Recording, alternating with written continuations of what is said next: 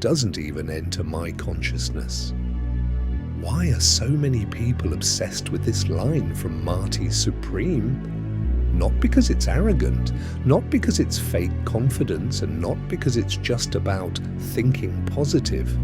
People love it because it reveals a strategy about how reality is shaped. Your mind is not just a playground for random thoughts, it's a filter. And whatever you repeatedly entertain, even for a second, begins influencing how you think, how you act, and ultimately, what you experience. Every thought you allow into your consciousness is either building you or breaking you. Because what you consistently focus on doesn't stay in your head, it shows up in your life. Most people think failure is external. They blame lack of talent, lack of opportunity, bad luck. But external failure usually starts with internal defeat. Before most people fail in reality, they fail privately, in their own minds. They rehearse fear, rehearse rejection, rehearse embarrassment, rehearse doubt. What if I'm not enough? What if I fail? What if I look stupid? So when the moment comes to actually act, fear feels more familiar than success. Here's the dangerous part. What you mentally practice, you often perform.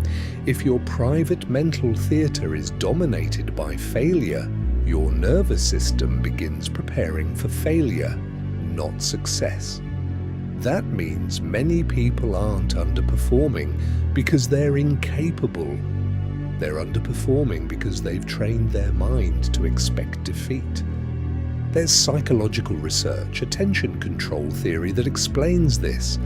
When anxiety enters the mind, it hijacks attention. And where attention goes, energy flows. So instead of your energy going toward execution, focus, and goal-driven action, it gets redirected toward fear, distraction, and survival.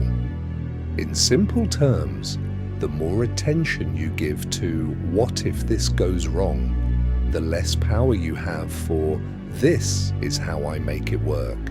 The highest performers do something that seems irrational to average people. They protect their consciousness. They refuse to let fear, doubt, anxiety, and insecurity live rent-free in their minds. People call it delusion. But it's not delusion, it's discipline, selective consciousness.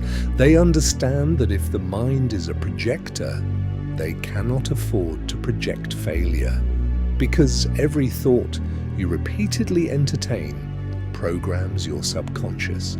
Your subconscious influences your conscious behavior.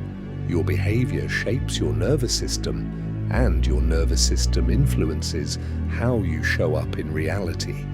So, if you constantly rehearse failure, you're not just thinking about failure, you're conditioning yourself for it. This is why your greatest battle may not be external, it may be internal. Who has the microphone in your mind? Fear, rejection, embarrassment, doubt, or vision, focus, execution? Because whatever voice dominates your consciousness will eventually shape your life. So maybe your failures were never about lack of talent. Maybe they came from giving fear too much authority. Maybe the real shift happens when you decide fear doesn't get free rent here. Doubt doesn't control the narrative. Failure doesn't even enter my consciousness.